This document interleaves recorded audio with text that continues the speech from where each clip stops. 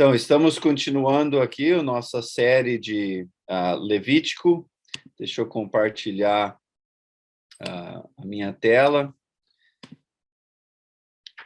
Para lembrar, né, os irmãos, a ênfase de Levítico é em tornar possível a presença de um Deus santo com um povo pecaminoso, um povo que está tendo a dificuldade, né, de navegar o mundo onde o mal existe, coexiste.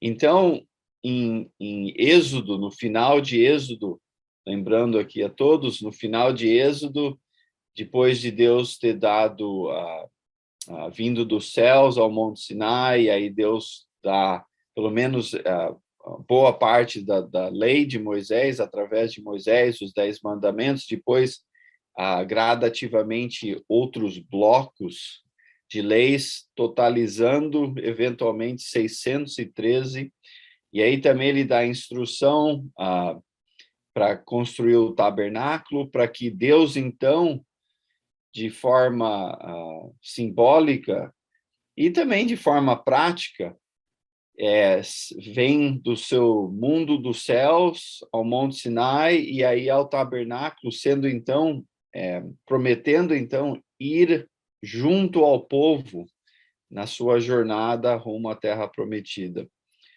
E se alojando então ali na presença do povo. No entanto, a gente chega no fim de Êxodo, o tabernáculo finalmente construído, e aí Moisés vai entrar no tabernáculo para encontrar, se reunir com Deus, e Êxodo termina dizendo que Moisés não pôde entrar no tabernáculo. E aí o leitor fica um pouco perdido, né? Porque a história termina assim, nesse anticlimático, porque é para ser a presença de Deus, porém Moisés, o representante do povo, ali não é permitido se aproximar de Deus. Mas aí em Números começa o relato ali começa com Deus conversando com Moisés dentro do tabernáculo. E aí o leitor, mais uma vez, fica um pouco perdido, se perguntando o que aconteceu, como que não era possível estar na presença de Deus, no entanto, agora é possível. E aí, no total da história, Levítico tem esta função. O que está sendo descrito ali em Levítico é para fazer esta aproximação possível. Então, temos gradativamente progredido pelos tópicos aqui. Aula passada, conversamos sobre a ideia do sábado, da realidade que aquilo é para representar, e era para ser um lembrete, uma consistência, criando uma consistência de vida, de perspectiva entre o povo de Deus. Mas hoje vamos estar aqui na nossa lição 10, o dia da expiação. Já vimos em lições prévias de que havia 5 dias especiais, ou 5 modos de sacrifícios que o Israel era para participar, 7 dias especiais que eram para eles celebrar. E um dos modos de sacrifício tinha a ver com a ideia de expiação, ou de ideia de um sacrifício representativo, substituindo. Então, tinha lá um animal que ia substituir, representando o povo. E aí isso também se tornou um dia de celebração chamado Dia da Expiação.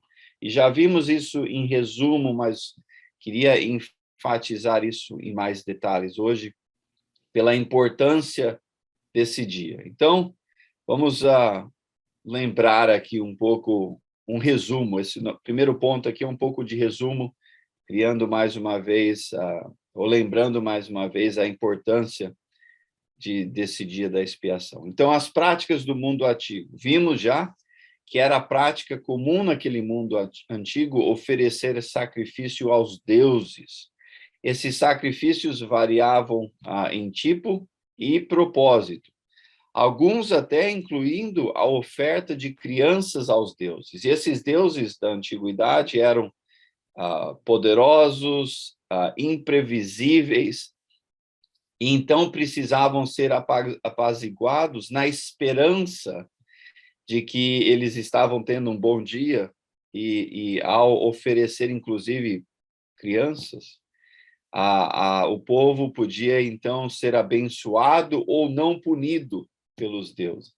Então, o conceito de se apegar ou se achegar aos deuses através de sacrifícios era um conceito comum, e Deus, então, dentro daquela realidade, comunica uma mensagem a mais, uma realidade superior, sendo que Deus, sim, quer estar num relacionamento com o povo, e sim, há um processo e método a tornar isso possível, mas não porque Deus é imprevisível, não porque Deus precisa ser apaziguado, não porque Deus é um Deus, muitas vezes, cruel, ou se está tendo um dia ruim, pune os seus súditos. Não nesse tipo de perspectiva, mas um Deus que é um Deus interessado em um relacionamento com o seu povo, e criando métodos de sacrifícios, ou propondo métodos de sacrifício, onde podia ser substituído a pessoa por um animal, e não inclusive, não pelos seus filhos. Então, algo diferenciado. E o povo de Deus foi chamado para ser diferenciado. Em Levítico capítulo 18, 1-4, Deus fala a Moisés para dizer ao povo que Deus tirou eles do Egito, lembrando eles do poder de Deus, especialmente em conflito com as 10 pragas contra os deuses do Egito. Deus, Senhor Deus, foi vitorioso. Sendo assim, então, o povo era para viver uma forma diferenciada. Diz lá no versículo 3, não procedam como se procede no Egito, ou vocês, onde vocês moraram, nem como se procede na terra de Canaã, para onde os estou levando. Então, o povo, por ter um relacionamento exclusivamente com Deus, que é um Deus exclusivamente diferenciado, o povo, então, não era para moldar o seu behavior, nossa, o inglês entrou aqui, não era para moldar o seu comportamento devido baseado em outras nações que têm os seus deuses, mas era para representar Deus exclusivamente. Então, aqui é um lembrete em Levítico 18. Em Levítico 22, mais um motivo por isto, como já enfatizei, é que Deus é um Deus diferenciado e santo. Então, no versículo 31-33, diz lá, obedeça os meus mandamentos e coloque-nos em prática. Eu sou o Senhor. Não profanem o meu santo nome, eu serei reconhecido como santo pelos israelitas. Eu sou o Senhor, eu os santifico, e eu os tirei do Egito para ser o Deus de vocês. Eu sou o Senhor.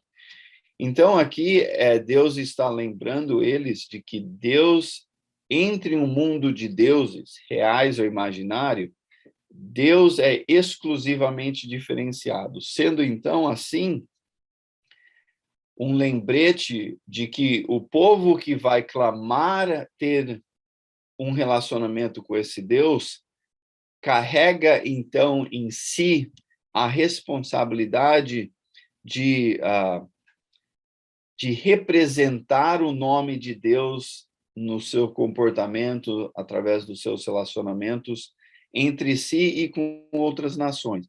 E fazer isso de forma errada, de forma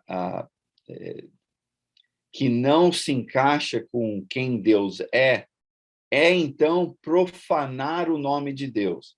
É que nem quando você veste a camisa, vamos pensar aí no nosso futebol, quando o jogador que talvez joga para Corinthians, São Paulo, Palmeiras, seja lá o que for, ou até internacionalmente, mas quando veste a camisa da nação, né, da equipe nacional de futebol, e vai, então, representar a nação em uma categoria de nações, né? Temos lá a Copa do Mundo, então são nações sendo representadas através dos seus times. Então, eles têm ali a responsabilidade adicional por estar vestindo a camisa. E se não quer representar o país, não deve vestir a camisa. E o princípio aqui é o mesmo. A santidade de Deus tem que ser vestida de forma correta. Caso não, profanamos o nome de Deus. E esses sacrifícios são estranhos para nós porque não temos a prática.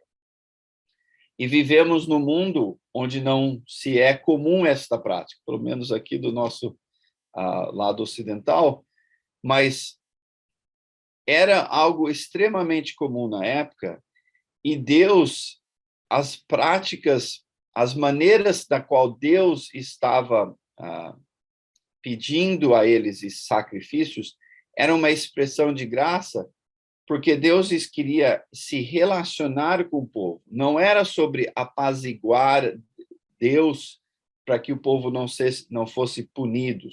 Não era um Deus emocionalmente descontente, onde precisava ser ali de forma consistente sendo apaziguado.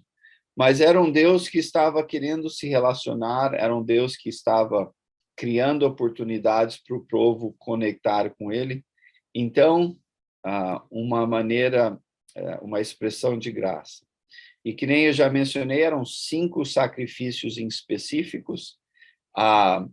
Em geral, 2 deles tinham a ver com ação de graças e 3 tinham a ver com reconciliação e expiação. Um específico se torna um dia a ser celebrado uma vez por ano. Um desses tipos de sacrifício se torna um dia a ser celebrado uma vez por ano.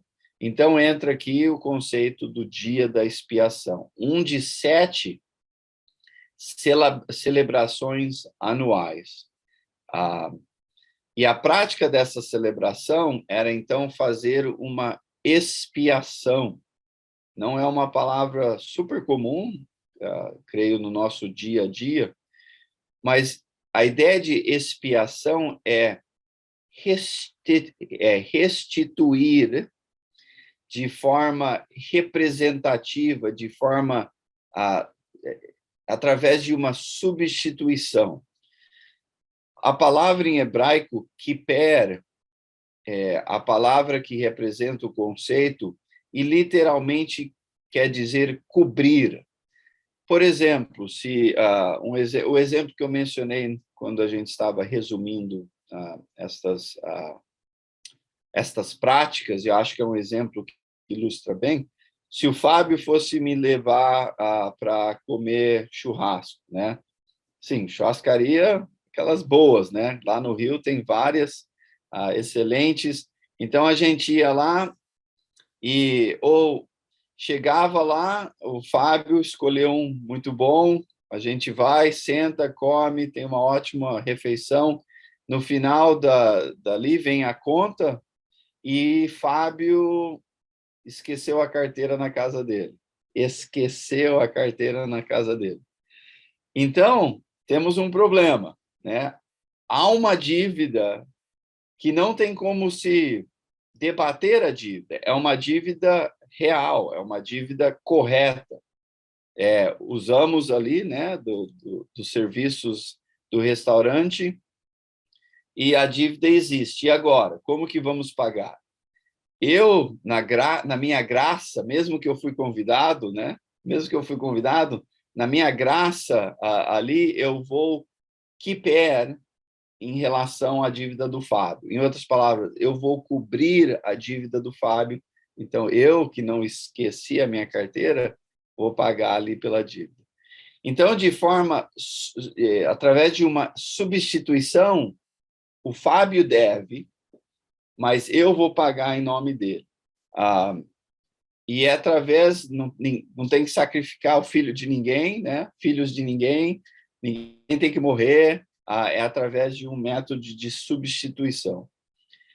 Aqui, o processo é esse, o conceito é esse. Então, era um dia, e aqui tinha, que nem eu falei, uma das 5 maneiras de sacrifício era feito diariamente, semanalmente. Há uns certos debates aí entre o mundo acadêmico na frequência disso tudo, mas era feito consistentemente.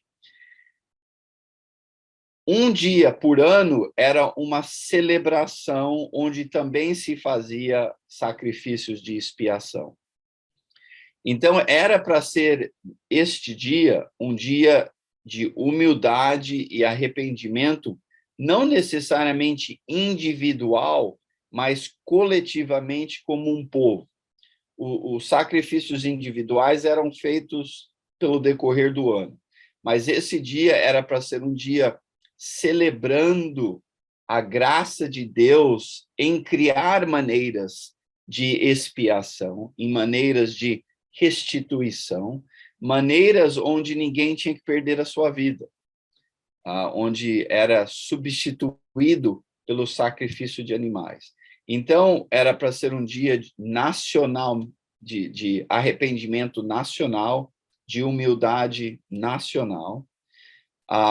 Era um dia que os judeus participavam em orações, e conscientes de que Deus era um Deus que estava proporcionando vida através destes sacrifícios de substituição. E a observância desse dia, era lá entre setembro e outubro, envolvia o sacrifício de animais, o sumo sacerdote tinha uma função toda a ser feita, e era o único dia onde o sumo sacerdote não só participava e coordenava o processo todo ali, assim como outros sacerdotes, mas era o único dia onde o sumo sacerdote, de forma representativa, entrava no Santo dos Santos para representar o povo a Deus, e aí ele saía dali e então tinha a função representativa de Deus ao povo. E esse processo todo aqui de dia da expiação e os elementos que vamos enfatizar, que fazia parte disto, era tudo nesse modo de representação, Deus ao povo, o povo a Deus, criando assim então a oportunidade de unir esses dois mundos, o mundo de Deus e o nosso mundo aqui, Deus e nós em relacionamento íntimo. E também há mais detalhes sobre isso em Números 29, caso você tenha interesse de ver ali por conta. Fábio, alguma pergunta ao continuar aqui? Júnior, o perdão dos pecados, então, é diferente da expiação dos pecados, né? Sim, e ao mesmo tempo conectados. De forma consistente, durante o ano, se havia sacrifícios, 3 em específico, dos 5, 3 tinha a ver com essa ideia de perdão de pecados, expiação, restituição. Então, isso era feito de forma consistente através do ano. E isso tinha mais a ver com o indivíduo que ia lá, sacrifícios eram feitos em nome de um indivíduo. Um dos sacrifícios em específicos tinha a ver com restituição, inclusive financeira. Se eu, sei lá, emprestei o seu jegue para fazer um trabalho em casa lá, o jegue morreu dentro dos meus cuidados, e então eu tenho não é necessariamente um pecado em termos como a gente pensa assim, eu fugi com a esposa do vizinho, né? Mas eu tinha a responsabilidade de restituir você pelo que se foi perdido. E havia outros tipos de pecados. Se eu roubei o seu jegue, aí eu tinha que ir lá fazer um sacrifício, né, em perdão aos meus pecados. Eu tinha que retornar o seu jegue e pagar a você 1/5 a mais do custo do jegue, por danos, né, emocionais, espirituais, físicos, que você perdeu o jegue e causou. Fora, então os sacrifícios tinha a ver com perdão de pecados. O dia de expiação é de forma mais abrangente em termos da totalidade do povo precisando perdão de ser um povo que peca. Então, não era necessariamente um pecado em específico ou outro.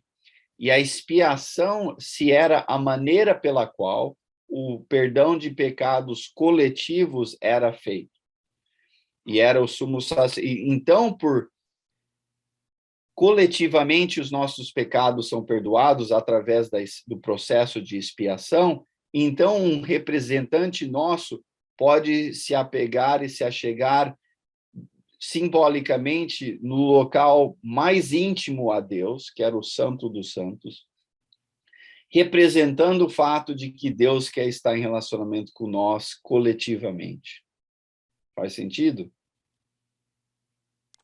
Faz sim, entendi. Agora, pensando no perdão que a gente tem em Cristo, seria diferente, né, dessa expiação que eles tinham lá pela lei? Seria a totalidade de tudo isso em Cristo. Individual, coletivamente, representando o conceito do dia da expiação, porque Cristo, e nós já estamos pulando para o final da lição aqui, mas Cristo se torna o nosso sumo sacerdote, que não uma vez por ano se achega à presença de Deus. Ele nos conecta com Deus continuamente por estar na presença de Deus, onde o sumo sacerdote, uma vez por ano, entrava na presença de Deus. Jesus, por ser um sumo sacerdote diferenciado e por expiar através do seu sangue, ele está com Deus continuamente, então, representando nós a Deus, e vice-versa, continuamente representando Deus a nós através do Espírito.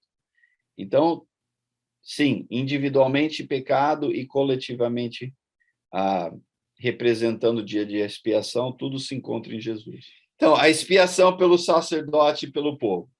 Antes do sacerdote poder fazer o processo todo pelo povo, ele tinha que fazer um sacrifício por si. Aí, então, pelo povo. O que Jesus fez, não através de animais, ele foi o seu próprio sacrifício. Assim também pelo povo, né? Jesus na cruz.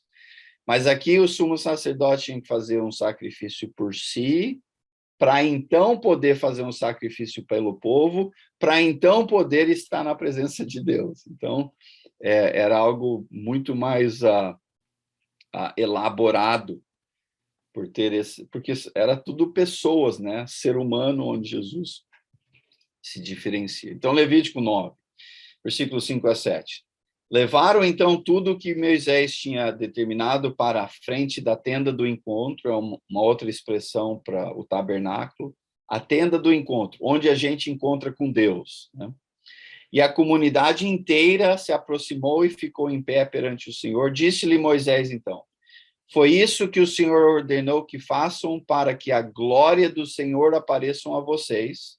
Disse Moisés a Arão, venha até o altar e ofereça o seu sacrifício pelo pecado e o seu holocausto, e faça a propiciação por você mesmo e aí pelo povo. Então, é uma sequência intencional.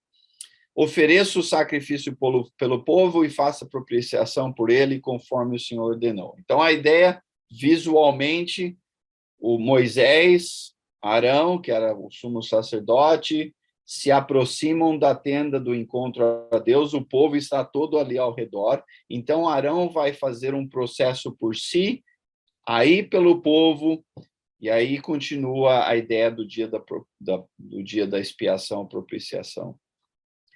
E parte desse processo incluía dois bodes. Um bode vai representar uma parte do que está acontecendo aqui, e o outro bode vai representar um outro elemento que está se manifestando também através desse dia e essa celebração. Lembra, isso aqui era um dia de ânimo, um dia alegre, uma celebração, porque o povo estava... A ênfase não era nem tanto que o povo era um povo pecador, isso era claro, né? Necessitando, então, esse dia, mas celebrando de que Deus era um Deus que estava disponível a criar um processo de perdão, a criar um processo onde o povo não tinha que ser morto, onde crianças não tinham que ser sacrificadas, onde o povo podia, então, se aproximar ao seu Deus e continuar num relacionamento íntimo com o seu Deus, por causa desses mecanismos. Então, era um dia de ânimo. Os dois bodes, vamos voltar lá. Dois bodes. Levítico 16, versículo 7 a 8. Depois pegará os dois bodes e apresentará ao Senhor à entrada da tenda do encontro. E lançará sortes quanto aos dois bodes, um para o Senhor e outro para o bode emissário. Então, lançar sortes, não tenho certeza o processo para isso, mas era para que então se escolhesse o que um bode ia representar e o que o outro bode ia representar. Um ia ser apresentado a Deus, o outro ia ser um bode emissário. Em inglês, inclusive, há uma expressão que representa o que acontece aqui, e é scapegoat. E se usa isso para falar sobre pessoas, por exemplo, aquela pessoa está se tornando the scapegoat, ou o bode emissário. Não é uma expressão em português, mas já vamos explicar o porquê essa expressão usada ainda hoje aqui no contexto americano reflete a ideia original da onde começou essa ideia desse bode emissário. Então, o bode que era para ser oferecido, o bode ao Senhor era o bode que ia ser sacrificado ao Senhor. Então, era o bode que ia ser sacrificado em nome do povo perante Deus, representando o povo, substituindo o pecado do povo, ou a culpa do povo. Então, esse bode, um dos bodes, seria sacrificado e o sangue levado pelo sumo sacerdote à presença de Deus para simbolicamente expiar ou lavar ou purificar os pecados de Israel. Então, o bode era sacrificado, o sumo sacerdote, e tinha um processo todo, vários detalhes, você pode ler lá, capítulo 16, 17, Levítico, Números, 29, vários detalhes, mas vamos enfatizar alguns aqui. O bode era para ser sacrificado de um certo processo, um certo método, e o sangue do bode era para ser usado por várias coisas, mas também era para ser pego e jogado em partes diferentes do templo, representando um poder de lavar o pecado do povo, para que o povo pudesse, então, estar ali naquela presença simbólica de Deus. No mundo, por que isso? É estranho para nós. Para começar, a gente não pensa em sangue como lavar nada, né? Sangue, você pegar sangue na sua camisa, você não sente que ela está lavada, você sente que o negócio piorou. Mas era simbólico, porque no mundo antigo, o sangue era considerado um símbolo de vida. Você tira o sangue do animal, acabou a vida. Então, a vida de um animal, simbolicamente se representava no sangue. Então, o sangue era um símbolo de vida. Então, neste sacrifício, era oferecido como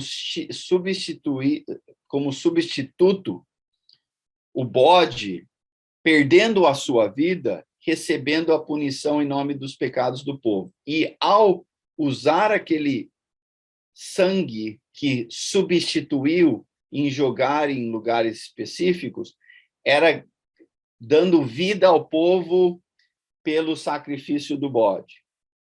E ó, já imagino que você já começa a ouvir aqui simbolismos, todos que vão se apegar em Jesus. Jesus, ao morrer na cruz e o seu sangue ali ser derramado, através de perder a sua vida, vida é dada a nós. Então, o processo aqui tem a conexão com esse momento, esse dia de expiação. O bode emissário, então, esse é o que acontece com o bode que foi selecionado para substituir o pecado do povo perante Deus. O outro bode era mantido vivo, pois o sumo sacerdote confessava os pecados de Israel e os colocava simbolicamente sobre o animal. Então, talvez, né, de forma ilustrativa, ele está lá com a mão acima do animal, representando, reconhecendo que o povo tem o seu pecado, que o povo é contaminado, e tudo isso, de forma simbólica, se é colocado sobre este bode. E o bode era, então, lançado ao deserto, longe da comunidade. Ele era separado da comunidade por causa do reconhecimento de que, quando você é contaminado, para não contaminar outros, você se distancia. Olha, estamos no meio... Espero que já aí, rumo à solução dessa pandemia, mas estamos numa pandemia aí já há 2 anos e uns quebrados, e parte do que a gente teve que enfrentar de forma bem real é quando você está contaminado, o vírus, né, do Covid, você tem que se separar, né, se separar do povo para não contaminar os outros. E não simbolicamente, realmente, né, de forma específica, de forma concreta. E muitos, de forma preventiva, e se debate se isso funcionou ou não, mas de forma preventiva, os governos pelo mundo aí fechou um monte de coisas, forçando a separação de pessoas, né? Então, o simbolismo aqui é exatamente este. O povo é contaminado em seus indivíduos. Os indivíduos que formam o coletivo, a contaminação. Então, se necessita separar, mas para fazer isso consistentemente com o povo era difícil, mesmo que havia momentos. Se você lembra da lição passada, de uma das lições passadas, quando a gente falou sobre a ideia de limpo e sujo, contaminado, puro, purificado, contaminado, havia coisas que contaminavam a pessoa, interação com corpo, com corpos, a pessoa que estava morta, cadáver é a palavra que eu estou procurando, interação com cadáveres, fluidos sexuais, inclusive a mulher com a sua época do mês, doenças na pele, interação com mold, fugiu a palavra, Fábio, mold, qual é a palavra em português? Moldo. Mofo. Interação com mofo, e comer certos animais que não era para... Essas 5 coisas representavam um mundo contaminado. Então, quando você fazia uma dessas 5 coisas, não que você era... Isso não eram atos imorais, mas representavam a decadência do mundo. Então, quando você interagia com uma daquelas 5 coisas, você tinha que, literalmente, se afastar do povo, muitas vezes por uma semana, aí havia um certo processo de purificação para você poder voltar. Aqui estamos pondo tudo isso em cima desse bode emissário, e o bode é inocente disso tudo. E aqui não estamos só colocando estas 5 representações, né? Estamos colocando a totalidade da ideia de que o pecado contamina o indivíduo e contamina outros. Então, o bode era culpado, mesmo que inocente, e por isso tinha que ser excluído da comunidade. Quando se usa essa expressão em inglês, que, se tem, vamos dizer assim, se tem aí um drama político, né, corrupção, aquela coisa toda, acabam culpando a secretária, uma secretária qualquer lá. E ela vai para a cadeia quando, na verdade, havia um mundo de pessoas responsáveis, culpadas, com muito mais culpas, mas pegaram aquela secretária para ser the scapegoat, ou bode emissário. Puseram toda a culpa em cima dela, provavelmente totalmente inocente. Ela vai, passa 2, 3 anos na cadeia lá, e os culpados acabam ficando na deles. A ideia é parecida aqui, mas não de forma corrupta. Deus, na sua graça, permite que um animal carregue simbolicamente a culpa do povo e se afasta da comunidade, sendo assim, então, que a comunidade não tem que se afastar um do outro e de Deus. E tudo isso era anualmente, de forma simbólica. Então, um dia, uma celebração, em grande parte, enfatizando a grandeza de um Deus que cria opções para continuar com um relacionamento com o povo pecador. Então, estranho para nós, né, as maneiras disso tudo, mas acho que fica claro o propósito disso. O poder purificador de sangue, né? Então, como eu já expliquei, não vamos ler aqui, mas em Levítico 16, a ideia do sangue, mais uma vez, era para propiciação, ou era expiação, era como se fosse um detergente, tá? Era um detergente, ele limpava o pecado de forma, através de substituição, tá? Não é o meu sangue que tem que ser derramado, é o sangue de um animal que substitui o meu pecado. Então, o sangue daquele animal é como se fosse um detergente espiritual sobre mim, assim também como uma maneira de substituir a morte do animal para me dar vida. O animal morre para que eu tenha vida. Então, esses 2 elementos do sangue. Isso tudo, como o Fábio já notou, e importante entender que isso tudo continua em Jesus. Eu e você participamos de forma simbólica, através de Jesus, do dia da expiação, propiciação. Simbólica para nós, mas através de sacrifícios reais. Jesus não morreu simbolicamente, Jesus morreu fisicamente, para simbolicamente recriar o que, em parte, os sacrifícios antigos e o dia da expiação estava anualmente criando.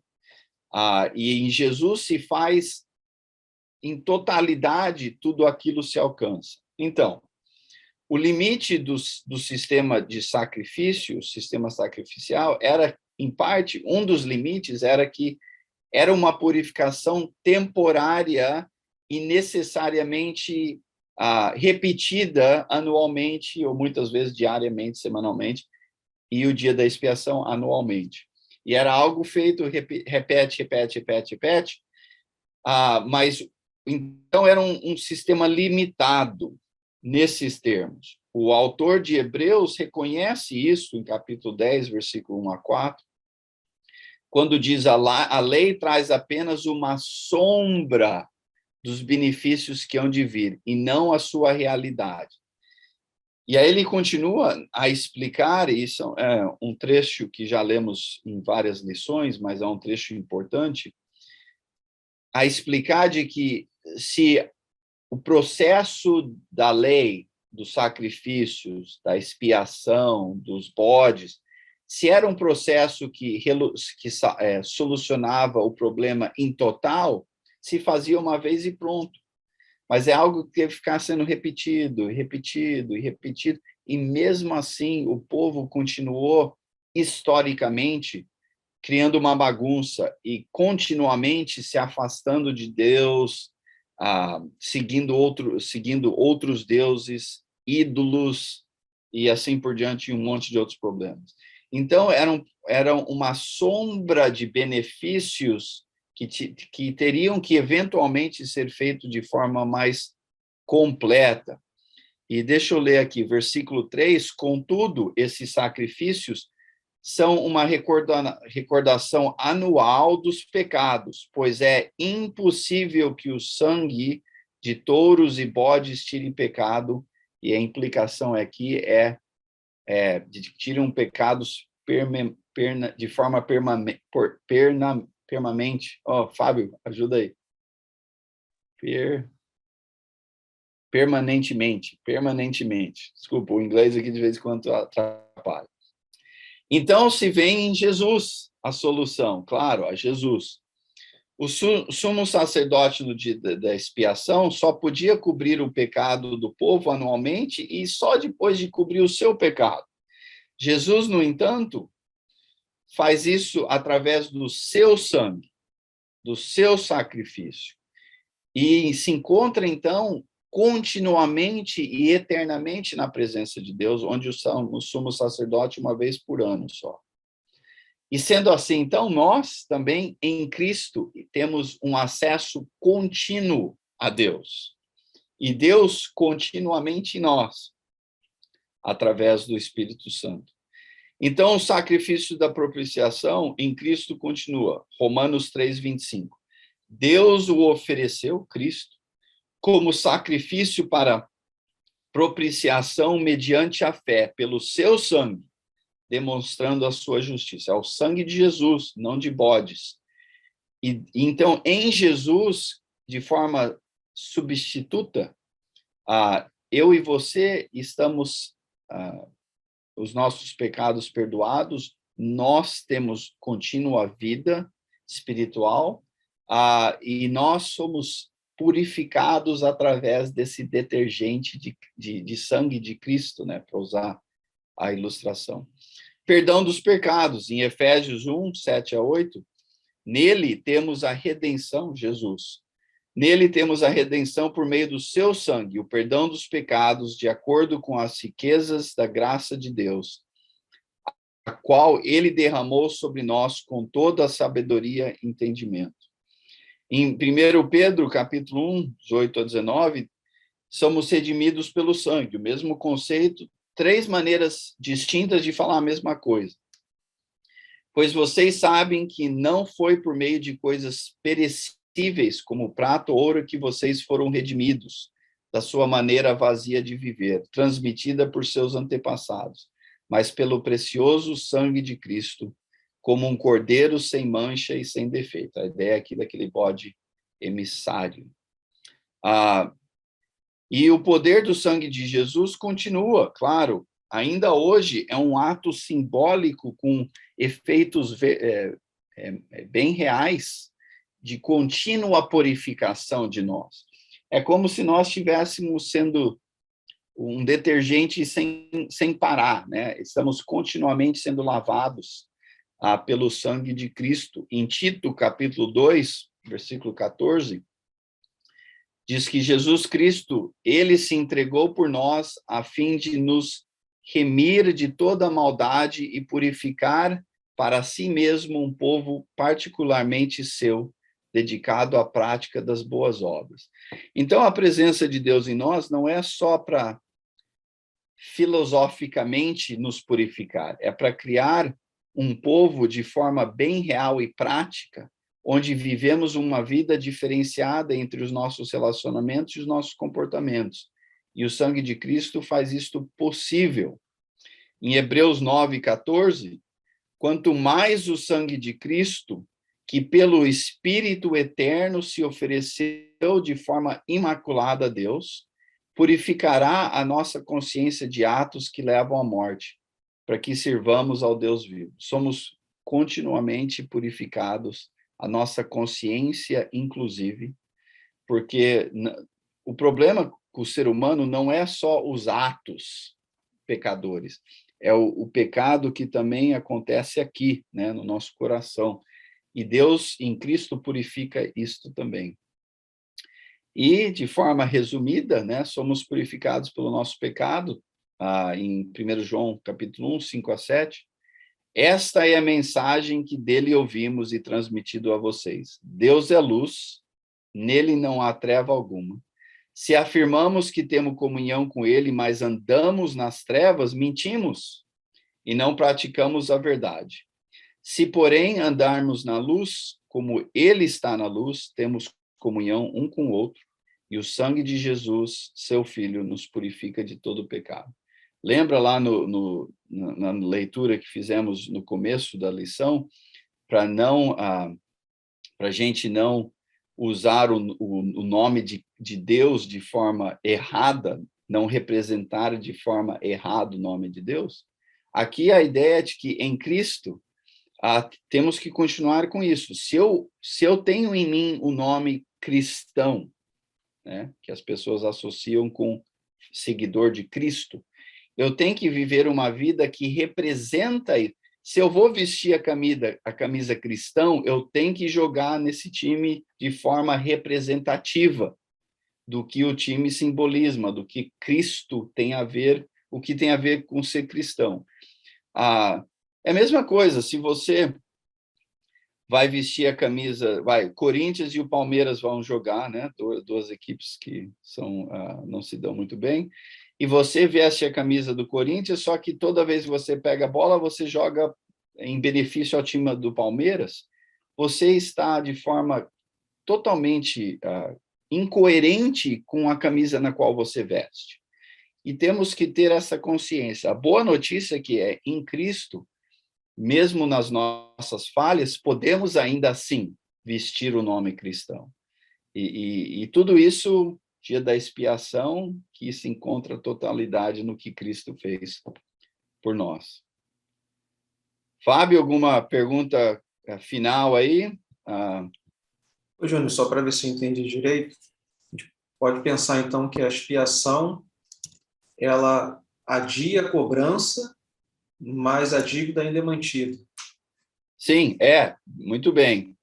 A dívida, vamos dizer assim, foi paga em parte. É como se estivesse sendo paga em parcelas. Você paga uma parte, mas, porém, a dívida, na totalidade, ainda está lá de uma maneira ou outra, né? Você ainda está responsável a algo a ser pago. E o que fazia aqui é como se fosse assim, pagava uma parte da dívida, mas aí naquele restante do ano a gente ia agravando a dívida novamente. É aquela dívida sem fim que muitas pessoas, infelizmente, no Brasil também têm. É aquela dívida que você tá no mínimo pagando os juros e você nunca zera a dívida. 20 anos depois, você pagou o valor original 50 mil vezes, mas a dívida continua. Então, o que Deus estava criando aqui era maneiras pela qual o povo podia ainda se manter na presença de Deus, mas aí Jesus faz isso numa totalidade.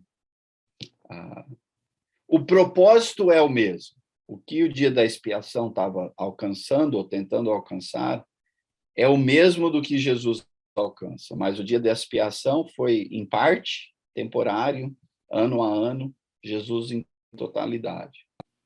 Muito bom. Então, semana que vem nós vamos falar sobre o chamado à plenitude. O que tudo isso que está acontecendo em Levítico tem a ver com da maneira pela qual devemos, então, viver como um povo que tem a presença de Deus. Mas isso fica, então, para a semana que vem.